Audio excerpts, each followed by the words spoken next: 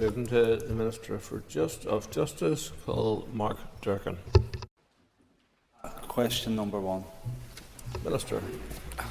The PSNI have published the final number of applications received, with just under 30% of applications from members of the Catholic community. Whilst this is comparable to previous campaigns, I would wish to see figures more reflective of the wider community. It's therefore important that we both listen to and learn from the lived experience of those from minority communities who have and do serve in the PSNI. The reported comments of the Chair of the Catholic Police Guild of Northern Ireland is an indication that legacy issues do continue to influence the decision to apply to the police, amongst a range of other considerations. I would emphasise once again that it is incumbent upon us all as elected representatives to encourage members of our community to consider joining the PSNI and to help to create the societal conditions where that is most likely to occur. I've been encouraged by the number of applications received and wish those who have applied onward success with their applications. It can only be a positive for Northern Ireland if we have a police service that truly represents the diversity of the community it serves. Well, Mr. Durkan. Thanks, Mr. Speaker, and I thank the Minister for her answer. I'd like to reiterate my party's desire to see a police service that is truly representative of the community it's here to serve and protect. And threats from so-called Republicans to deter Catholics from joining certainly do not help. Does the Minister believe that the UK Government recognise the damage being caused by their handling of legacy to confidence in the rule of law? Well, it's difficult for me to give an opinion on that because I can't really speak for the UK Government. I have, of course, shared publicly my concerns about the approach taken. And of course that will impact right across the board, not just in terms of confidence in policing, but also in terms of confidence in the wider justice system, and that is of concern, I think, to all of us in this House. However, what the UK Government does is sadly out with my responsibilities and out with my powers. I would, though, want to stress that it is important that consideration is given to the impact of those issues in terms of our contemporary justice system and in terms of the impact that it might have on public confidence in that. And thank the Minister for her answers so far. Minister, do you agree with me that there are other factors that are also affecting the number of Catholics representation, but more importantly, at every level? And do you agree that we need to see better representation at every level, not just in the numbers and the percentages, but actually at what level they hold within PSNI? Well, I think that there are two schools of thought when it comes to why people are deterred from membership of the PSNI or indeed progression. The first is that there is something fundamentally flawed with the organisation's recruitment practices. And it would suggest, certainly if you look at the bald numbers of how many people apply and how many applicants are successful, that isn't the case. But there is a wider issue, and that is one of attrition over time, where people, either because of threats received, because of intimidation, because of the disconnect between their community and the work that they do, find it difficult to maintain their working arrangements. And that is something that as a society we need to look at and we need to consider. If, however, there is evidence that there is a culture within the organisation that also mitigates either against progression of people's careers through the organisation or against people wanting to remain within the organisation, we should not be blind to that issue. We should address it and look at it carefully, and we should ensure that that is no longer the case. Jonathan Buckley. When discussing legacy and its impact on police recruitment, can the Minister give her assessment of the disgraceful conduct of the Police Ombudsman, Mrs Anderson, who continues to hold up a report into the Kingsmills massacre without accept numerous requests from my colleague, the Chair of Justice Committee, Joanne Bunting, an atrocity that resulted in 10 innocent workmen losing their lives on the side of a road, and one sole survivor, Alan Black, left with life-limiting injuries. So can I ask the Minister, does she believe that a two-tiered justice has infected the Ombudsman's office? Minister. Well, two things. First of all, I don't accept that there is two-tier justice within the Ombudsman's office. And secondly, it is not a matter for me to comment on how and when the Ombudsman issues her reports. I'm aware that she is currently processing a number of legacy reports. There is a deadline for those to be issued, and it is her intention to comply with the deadline. But beyond that, I would suggest that the member should take up his issue with the Ombudsman. Peter McReynolds. Thank you, Minister, for her response. Does the Minister agree with me that the racist commentary on social media during the recent recruitment campaign was completely unacceptable? Absolutely, it was very disappointing, I think, to see the response to the small number of adverts that showed racial diversity within the PSNI. And the reaction of that, I think, was incredibly disappointing for those of us who would wish to see a more inclusive, more representative police service. Because let's be clear, an inclusive and representative police service will also be more effective, and that will be able to connect with those members of the public that it serves and seeks to protect. I think it's also been a disgrace to see the many anti-PSNI posters that have appeared during that campaign and threats on new officers within the community. I think that those are wider issues that we need to look at as a society. I don't think it's solely with regard to the police that we see these things happening, but I do think it's incredibly disappointing when it does. Mr. Gaston. Mr. Speaker, can the Minister assure us here today there will be no return to discrimination on the basis of 50-50 recruitment? Minister. I'm not convinced that we have reached the point where we need to reconsider the introduction of 50-50 recruitment. However, the member will be aware that as a Minister I must remain open to that request should it be presented to me when it comes either from the Policing Board or from the Chief Constable. When previously utilised, it was linked to a severance scheme, and of course that was established as temporary measures to hasten the restructuring of policing at that time. We are in a very different arrangement now. But as I say, it is not something that I supported at that time, and it is not something that I see a need for at this time.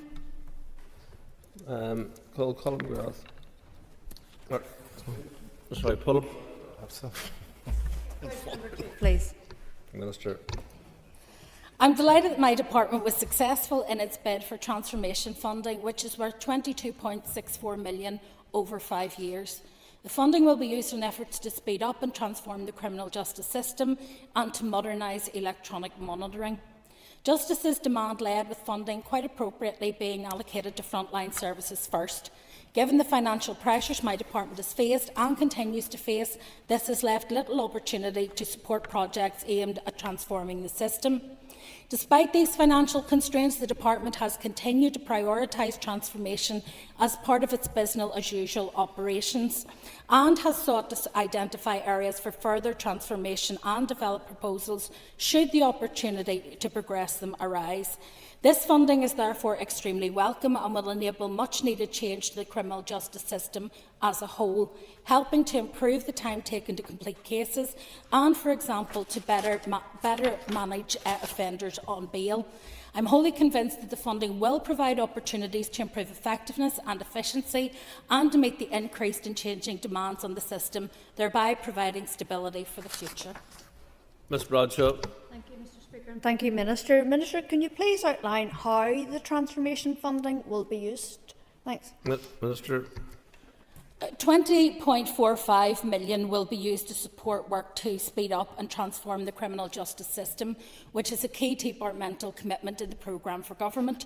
The remaining £2.19 million will help to modernise our electronic monitoring systems. The funding for speeding up justice focuses largely on work to establish new ways of working between key justice stakeholders such as police, prosecutors, the defence and courts, with a view to speeding up particularly the early stages of criminal cases, helping to ease pressure on courts and other parts of the system.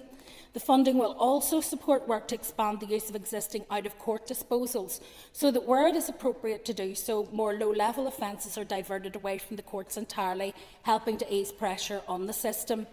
The £2.19 million allocated for electronic monitoring will enable my department to take forward work to transform the way in which it monitors individuals released into the community. This will include considering implications of GPS location monitoring for those on bail or on licence fitted with an electronic tag as part of their release conditions. This enhanced monitoring could be used to strengthen bail conditions, probation orders or prison release conditions. The availability of transformation funding is therefore a huge boost in light of the significant funding pressures my department has worked under for a great number of years, which has affected our ability to deliver the reforms that are much needed.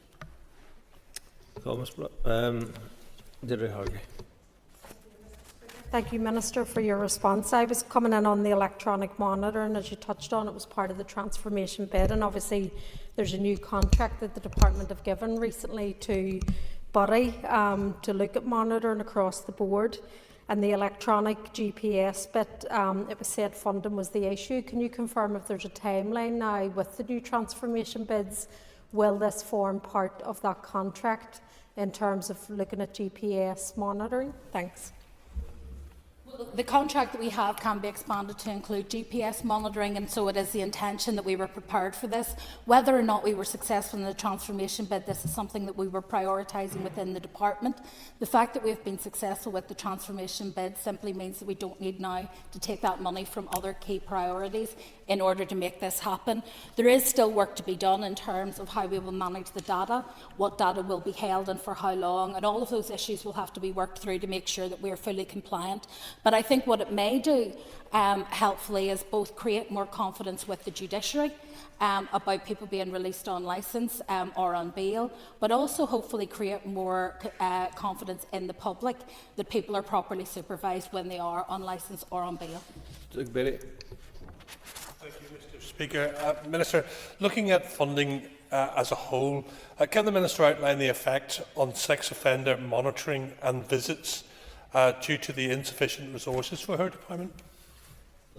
Well, thus far, my understanding is that where the probation service have had to, if you like, live within their budgets, they have focused on, for example, the reporting to courts, so pre-sentencing reports to courts have slowed down somewhat in order to maintain the level of supervision that is required of those sex offenders and others who are within the community.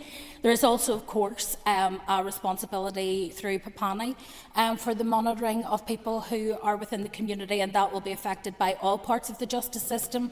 As I've said before, I think sometimes people underestimate what underfunding of the justice system has at stake, and of course public safety is key amongst those. Number 3. Been eagerly awaiting this one. This is something which both the current and previous finance ministers have raised with Treasury. I understand that the Chief Secretary to the Treasury has not agreed that there will be access to the reserve for these costs at this time. However, we will continue to jointly make robust representations to Treasury about the merits of our case. Should the Executive need to fund these costs from its existing budget, this will be extremely challenging and will inevitably have an adverse impact on funding for public services. I will continue to engage with ministerial colleagues to agree how best these costs can be managed. Mr McGrath. Thank you very much, Mr. Speaker. I raise the matter because the issue of Treasury Reserve funding will have an impact on PSNI resources, and the issue of resources was mentioned in the Programme for Government consultation by the Chief Constable, who said that in terms of neighbourhood policing, the resource is shrinking. Could the Minister confirm if she intends to make any application under June monitoring to help to develop and provide resources for neighbourhood policing? Minister. Well, at the moment, I'm not in a position to discuss what I'm intending to make bids for under June monitoring, but obviously it would be contingent on the PSNI bringing to me a strong case for any bids that they feel need to be taken forward. My focus, however, is twofold. The first is to deal with the current business case which has been provided to the Department of Finance in order to increase police numbers. I think that that is one key priority that is shared between myself and the Chief Constable. And the other is to look at those outstanding items. In total, there is about 227 million of identified pressures that have not yet crystallised, but should they do so, they could not be absorbed either by the police, by the Department of Justice, or indeed by the Executive, and it's for those that we're trying to seek recourse to Treasury. Mr McGrath. I'm not going to. He's loving this. Colin Cooper. Mr. Speaker, and I thank the Minister for her answers thus far. Can the Minister outline how many police officers have had to move home due to the data breach? Minister. That's information that I wouldn't hold. The PSNI may, however, hold it, and I would certainly be happy if the member were to contact the Chief Constable directly to ask that question. Bunting. The member's original question sought the up-to-date position with regard to the data breach. However, as the Minister has referenced, there's also the McLeod judgment and the holiday pay situation. Could the Minister perhaps give us the most up-to-date position with regard to each of those elements and any information that there may be with regard to timelines for progressing those? Thank you. Minister. Well, at the moment, we are not aware when these may crystallise, so we are still in a situation where there are exceptional pressures of around 227 million. The data breach is just one of those, and the member has rightly identified holiday pay and McLeod. They will also impact other departments, so that 227 million is only for the Department of Justice, but those latter will also have impacts elsewhere, though I have to say they're probably more significant in the Department of Justice relative to budget.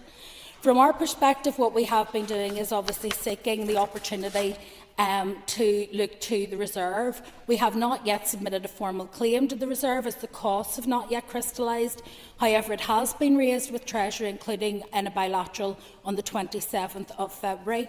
At that point, the Chief Secretary of the Treasury's position is that they don't meet the criteria for a reserve claim as set out in the funding policy, which is that a devolved administration faces exceptional and unforeseen domestic costs which cannot be reasonably absorbed within existing budgets or managed using the additional tools and powers available to them without a major dislocation of existing services. The only part of that that I think anyone could argue is that they're unforeseen. And of course they are foreseen. What we cannot foresee, however, is when they will crystallise. So I would argue very strongly that we do indeed meet the funding policy for a reserve claim. Harvey.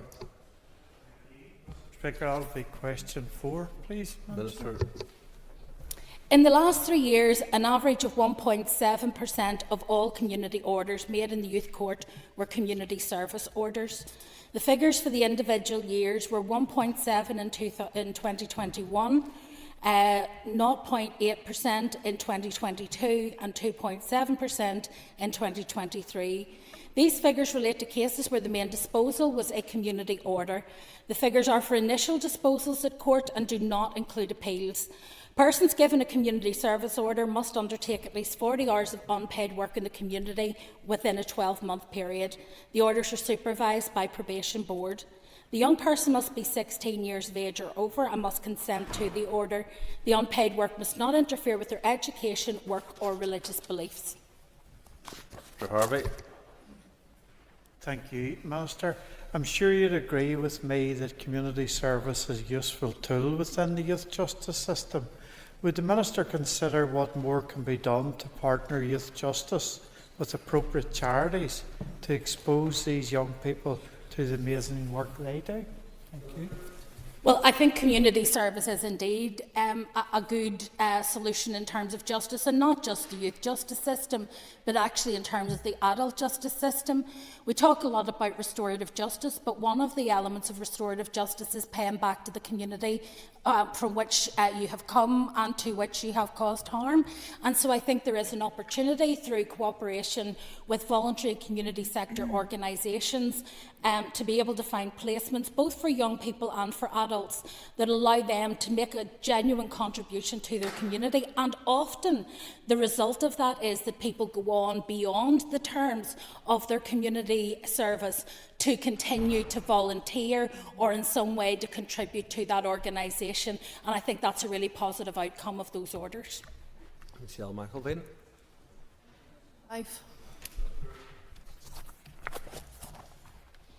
My department has been working with partners and stakeholders to develop arrangements to test pre-recorded cross-examination in response to the Gillen Review report recommendation. Significant progress has been made through a cross-organisational PRCE working group. For example, a draft process map has been developed, a broad approach to pre-agreed questions has been agreed, including by defence representatives, and much of the detail worked through on how sessions will be managed and recorded, although the technical aspects of recording and editing are yet to be finalised. Progress has also been made in the area of disclosure, which is a key consideration within PRCE. PRCE also has linkages and interdependencies with other child focus work streams, and planning is ongoing to deliver a PRCE pilot which will complement and support these initiatives.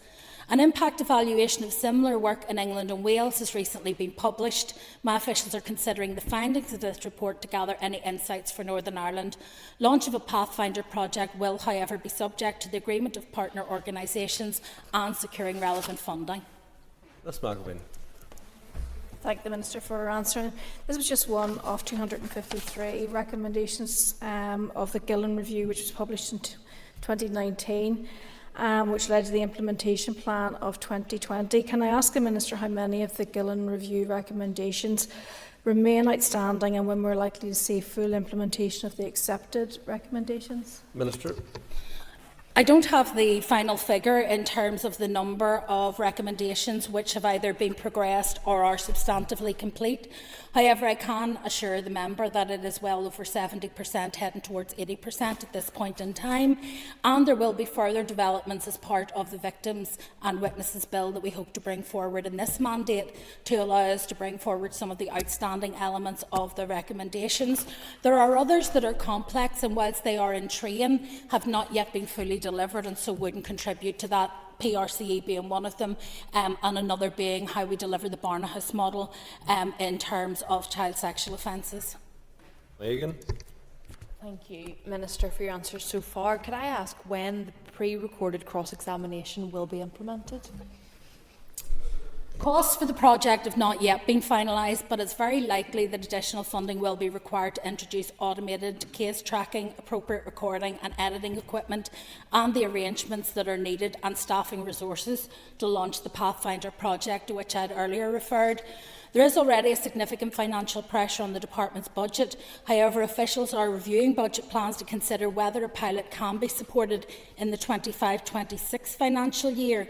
It will be subject, however, to an analysis of a range of priority projects for delivery. My officials are working closely with the Office of the Lady Chief Justice and other stakeholders involved in the judge-led Under 13 protocol to expedite children's cases, as the two processes share overarching objectives of reducing delay and unnecessary anxiety for vulnerable child complainants. It's important to ensure both processes dovetail together and are complementary to each other. Hunter.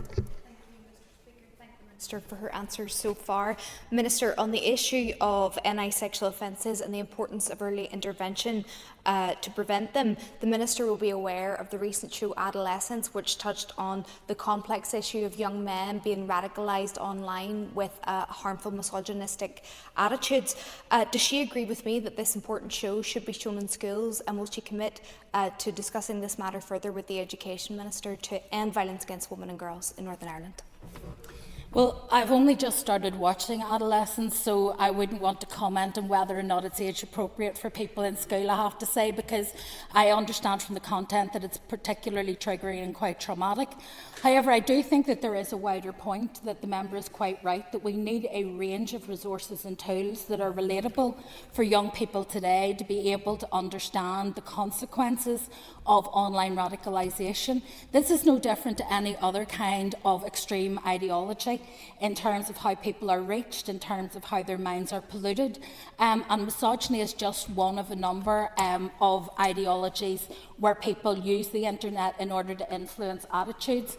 Many of our young men are vulnerable. We always focus on ending violence against women and girls, but many young men online are incredibly vulnerable to this kind of radicalisation, and it serves them no purpose and it does them no favours unless we find ways of connecting with them that are meaningful and impactful in terms of trying to desist from them being dragged down into those rabbit holes online.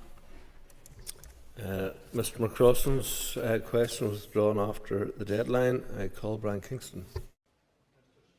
Question number 7. Engagement with the legal professions and other stakeholders has been ongoing since the launch of the programme. The substantial 16% uplift in fees I'm implementing is based on recommendations of the Independent Fundamental Review of Criminal Legal Aid, which was informed by 10 months of engagement and evidence submitted by the Criminal Bar and others. Both my officials and I have also met with professional bodies on a regular basis since the review report was submitted, and since I announced my decisions in December, I have taken a number of further steps to address their concerns. That includes delaying publication and subsequently reprioritising my delivery plan and enhancing fees for the whole profession at the earliest opportunity in May. Following constructive engagement with the Law Society and Solicitors Criminal Bar Association, I have also taken the unprecedented step of backdating the uplift to December 2024. In light of concerns expressed by the CBA, I have also undertaken to implement a scheme of interim payments which should assist with cash flow for the profession. In short, I feel I have gone as far as I possibly can at this moment in time with my duty to ensure public funding decisions are supported by robust evidence. However, and importantly, in establishing the working group under an independent chair, Judge Burgess, I have created an opportunity for additional evidence to be submitted to inform further decisions on fees. The work of the group and its subgroups is already well underway, and I welcome the decision of the CBA to participate and to continue to engage with us. Mr Kingston. Thank the Minister for her answer, and I appreciate it is just 2 or 3 weeks since we last discussed this matter in the Chamber, but I do wish to ask what further the Minister can do to achieve a resolution in this matter, given that the clients who are suffering from the current boycott are among the most vulnerable in society. Well, I very much recognise the vulnerability, and so it's one of the reasons why I was very keen in the interim to try to find a way that we could find some kind of derogation for those cases which are the most serious and the most severe and where the harm was likely to be greatest. And there has been some progress, I'm glad to say, in that regard. And so I think that is an improved position over where we were even when I spoke only a few weeks ago on this matter. However, my long-term intention is that we put the profession and we put the legal aid system on a footing that is sustainable for the long term, that meets the needs of the public at their point of greatest need, and that is at the same time an efficient, effective and transparent use of resources in line with the recommendations of the PAC. And so those are all things that I have to balance as I move forward, provided I can get the evidential basis, and I hope that the working group will be able to provide that. I am open to having that conversation. Ferguson. And thank you to the Minister for your answers thus far. Minister, just obviously following your recent statement to the Assembly, has there been any meetings with the Department and the Bar to resolve the issue? Thank you. There have been meetings between my officials and the Bar. I have not personally met with the Bar because I believe that now the discussion should happen through the working group. I think it's important that the evidence base goes through that working group and that the working group then produce the report. As you're aware, those issues which I described as potentially low-hanging fruit may be able to be delivered by the end of this month. So we're talking here in the next week or so. And if we can identify those, we can include those in the secondary legislation, which I hope to bring to the Chamber in May. The remaining items we would hope to have resolved by June. and then that will allow us in a subsequent piece of secondary legislation to deal with any outstanding issues. The important thing for me, of course, is that the working group is actually successful in reaching a conclusion and bringing to me recommendations which are adequately evidence-based in order that I can then go forward and look at how I can implement them. David Honeyford. Thank you, Minister. Can I just ask what action has been taken to support victims and witnesses during the withdrawal of services? Most affected by the action are the victims and witnesses who will have been readying themselves to give evidence and who will hopefully be hoping that their journey is near an end and who will now need to wait longer for justice. I've had the opportunity over the last few months to meet directly with the Victims' Care Unit in PPS and to speak directly both with prosecutors themselves and with affected victims. Those discussions only serve to increase my alarm about the acute impact that withdrawal of service is having. Every effort is being made to ensure that victims and witnesses are kept appraised of developments and to ensure that they can avail of support. But that is only of so much help when people are vulnerable. We're facing a real risk of witness attrition, of victims and witnesses suffering significant harm and of justice coming a little too late for some. And I want to pay tribute to those in the Victim and Witnesses Care Unit and also in victim support for the added work that they have put in over recent months to support those most vulnerable victims. Justin McNulty. Can the Minister outline, or should the Minister explain why she told the Justice Committee that the Family Bar Association was happy with a 16% fee increase before the Family Bar Association had submitted their views on the issue via a consultation which is ongoing at present, and without her ever having met the Family Bar to discuss the issue? Well, I think what I said was that the remainder of the bar had not taken action in response to the 16% and that we had applied it across all sections of the bar. Remember, the 16% was originally recommended only for the criminal bar. It was a decision that I made to do the uplift right across the entire bar and ensure that all parts of the bar were treated equitably.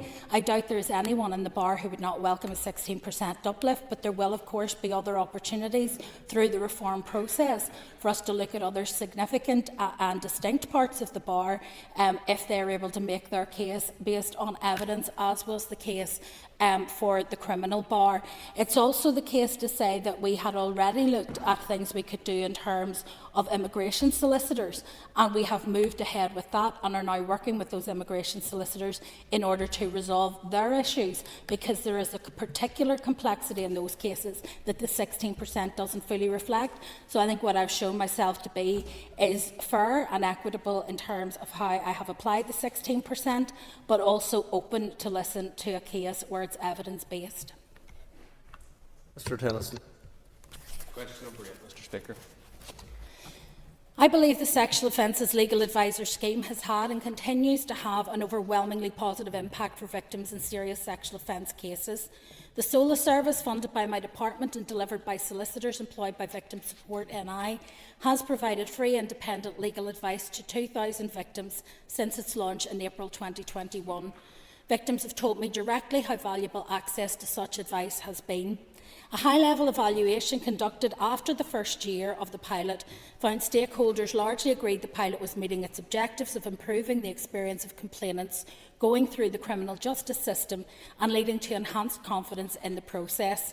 It found the main benefits to SOLA service users were enhanced communication and understanding of the legal process, keeping victims up to date and involved with the process, lowering early attrition rates and disengagement, increased confidence and a voice within the process, and an avenue of support and reassurance.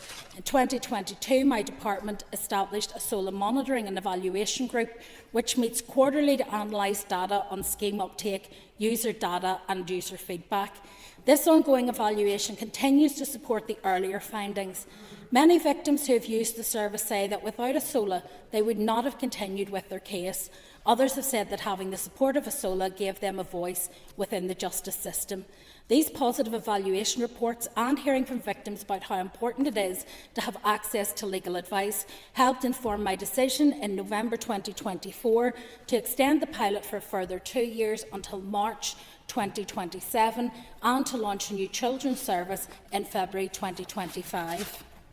Moving on to the topical questions, Justin McNulty. I thank the Minister for her answers thus far. Can the Minister confirm if research carried out in fulfilment of Section 29 of the Domestic Abuse and Civil Proceedings Act formed part of her department's evidence base for the Enabling Access to Justice Reform Programme, and have the reports been laid before the Assembly as set out in Section 29? Answer that question today, as I don't have the details to my fingertips, but I'm happy to write to the member with the details he's requested. Mr. McNulty.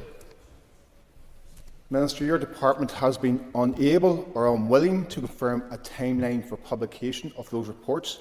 Can you do so now, and can you advise whether it is proper for these reports to be used as evidence by her department without being made available to this Assembly? It is entirely appropriate that we should be able to use whatever evidence we have from any reports that we have developed, and that is a given. However, when it comes to publication, as I said to the member, I don't have a publication date, and therefore I'll have to revert to him in writing. Robbie Butler. The Minister will be aware of a break-in at Dundonald House with video being widely circulated on social media. I know that serving and retired prison officers are increasingly worried about potential breaches of GDPR with personal information possibly having been accessed. What guarantee can you give that there has been no breach, or what actions have you taken to this point? There have been a number of incidents that the member refers to, including unauthorised access to Dundonald House beginning on Sunday the 16th of March. The apparent intent in the cases has been to create social media content about the building and its environs. However, the individuals concerned have also engaged in some destructive and antisocial behaviour. Whilst Dundonald House has been largely vacated since June 2023 as a result of health and safety concerns, it remains a government asset within the Stormont estate and with Category B listing due to its unique architectural features. It is not open to or safe for the public to access, and any unauthorised access will be reported to the PSNI. While Prison Service relocated its headquarters to a new location, some areas of Dundonald House remain in limited use. For obvious reasons, I do not want to explain in public that use in any detail. However, I can be absolutely clear that no sensitive or personal information has been compromised in these forays into the building. The Northern Ireland Prison Service is now liaising with PSNI, with the Department of Finance, who manage the Stormont estate, and with DERA, who have premises officer responsibility for the building. We should have a reasonable expectation that all government buildings, particularly those on the estate, are protected and secure from this kind of activity. And I'm sure that members will support me in condemning the actions of a few people who do not respect the boundaries of acceptable behaviour and the law. Mr. Butler.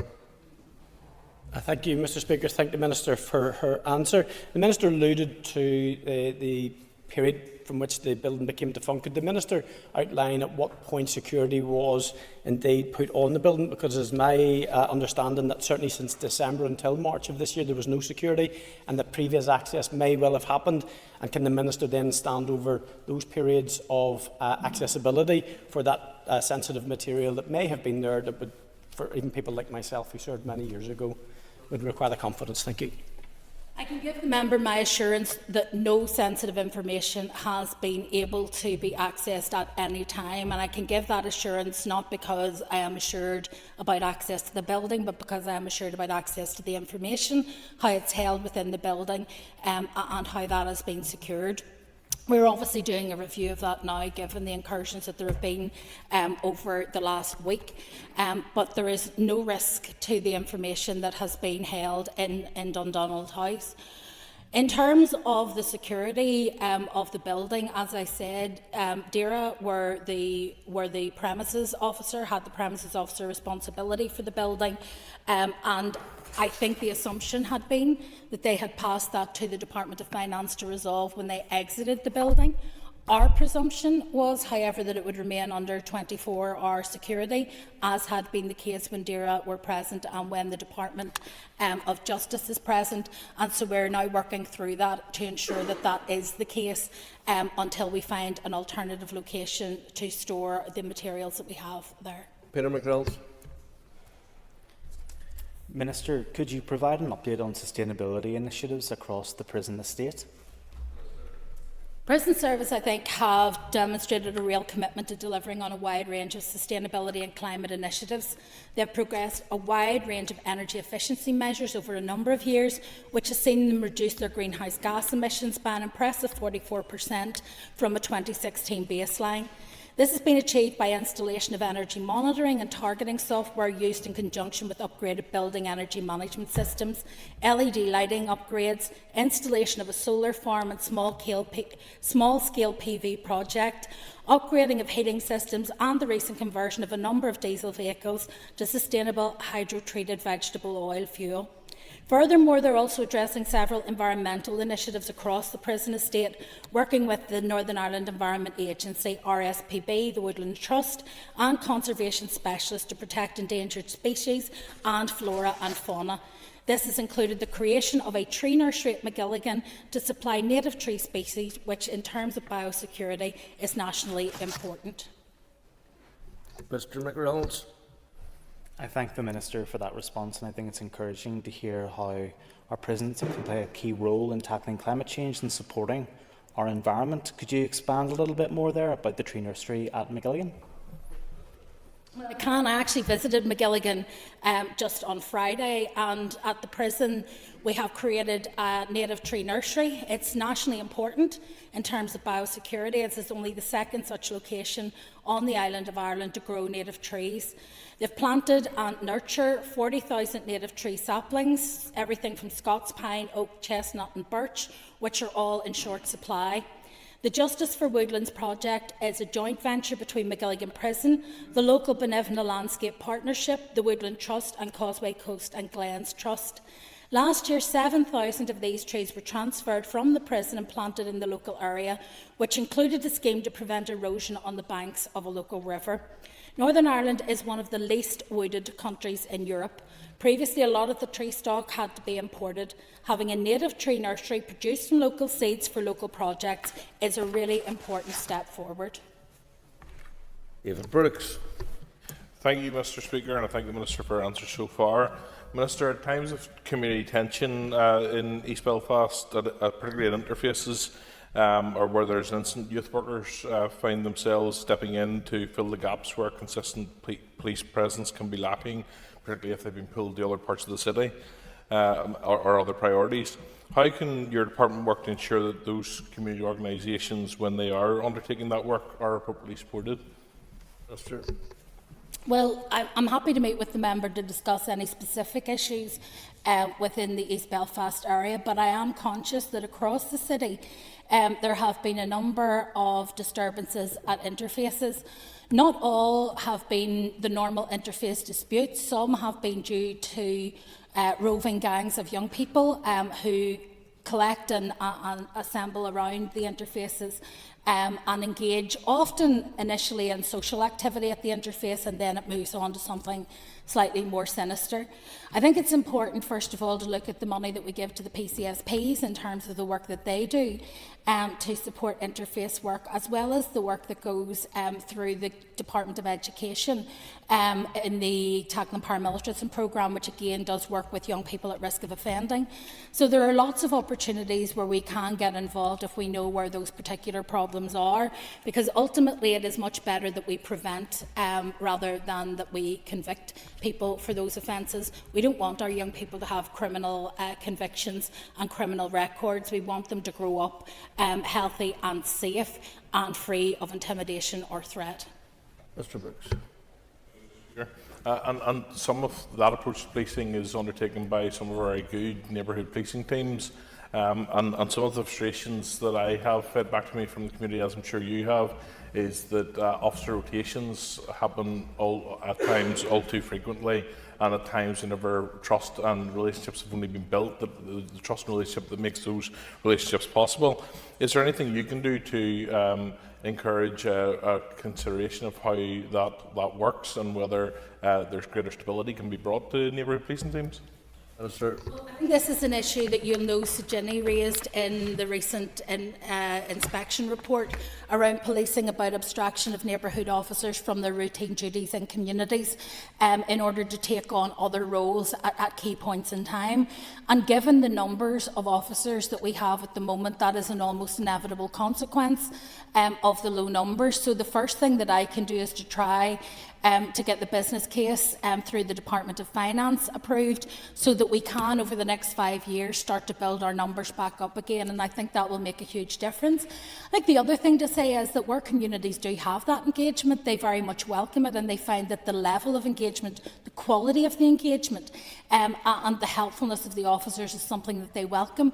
Their only complaint is that people see this churn where you don't have the same officers to be able to build a relationship.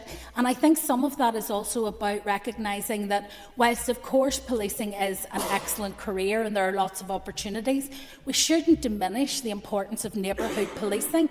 It in and of itself is a really important service to the community and can be transformational in terms of people's experience of their own lived environment. Okay, Carl. Whether you believe there's a sectarian bias in the justice system, given that those from a Catholic background represent just over 51% of the prison population, where those from a Protestant or other Christian background represent around 32%. Minister. Well, I think that when you look at figures like that, it's very easy to make presumptions about why those numbers are as they are. We know, for example, and the member is very much vocal on this, that offending behaviours are often linked to deprivation. But we also know that many parts of the community that are nominally Catholic tend to have higher levels of deprivation than other areas. And so we have to be careful before making the case for institutional bias. So we have to look at the underlying causes of offending behaviour, and we need to unpack all of that. What I can say is that it is absolutely my view that at all points justice has to be blind to issues around people's religion, their politics and so on. They need to treat each individual with dignity and respect and ultimately with fairness and equality. Mr. Carl. Justice should be blind, but it isn't always. Just to add, Minister, it's also concerning that those from a Catholic/nationalist background are twice as likely to be stopped and searched as those from a Protestant Unionist background. Can the Minister explain why that is, in addition to her previous question, and given that she has remit for the strategic policy of the PSNI and also setting out its long-term objectives, would she commit to raising these issues with them? Of stop and search is entirely an operational matter for the Chief Constable and one for which he is answerable to the Policing Board. It is not part of the strategic framework for policing in Northern Ireland, nor is it part of the long-term objectives.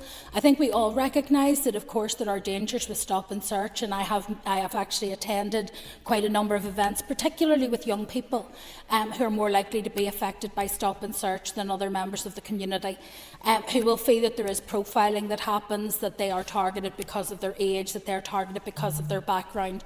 Those perceptions, whether true or not, do impact on people's relationship with the police.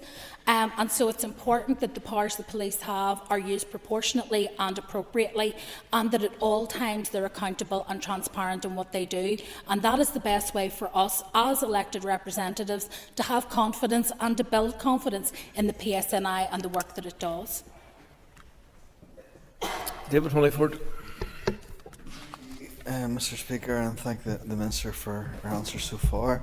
Can I ask what changes, if any, in the justice system will support and build confidence for women and girls? I want to thank the member for his question. I was very fortunate last week, as a number of other members in the chamber were, to be present at Walkway Walkway Community Centre for an event that they were doing around violence against women and girls. And I was asked quite a similar question, and I suppose I gave 3 S's. I think the first thing is sentencing. So we need to make sure that our sentences, whilst we have the highest sentences for these kind of offences, when you look at the maxima, we need to ensure that those are reflected in what is actually handed out in the courts. That requires PPS and the judiciary and others to work together and ensure that things are prosecuted in the right forum. We need to ensure that there is support for people who decide to go through the criminal justice system, and for those who wish to leave, for example, an abusive domestic relationship. I think the other issue around support, we have sexual offences legal advisors I referred earlier, and there is also an issue around the advocacy support service, which we have, again, to try and support people. We also, again, have the remote evidence centres, all of which I would hope would help to build confidence. And then I guess the other element for me is about survivorship, how we ensure that people who have been victims either of sexually motivated crime, domestic abuse or violence, or indeed any other kind of violence against women and girls can move from being a victim, where they still feel under the control of the perpetrator, to being a survivor, where they feel that they've regained control and agency in their lives. I think one of the key things that we're looking at in that regard is around how we can deal with issues around disclosure in cases and allowing people to exercise privacy, and also how we can deal with, for example, the right of a victim to read out their victim impact statement in court, so that they're not denied a voice, which so often happens. I think if we do those things, amongst others, we will be able to transform how people experience the justice system. But most of all, we need to speed up justice, because until justice is effective and efficient in its delivery, people will not have confidence in the system. Thank you. That draws to a conclusion. Questions, Minister of Justice.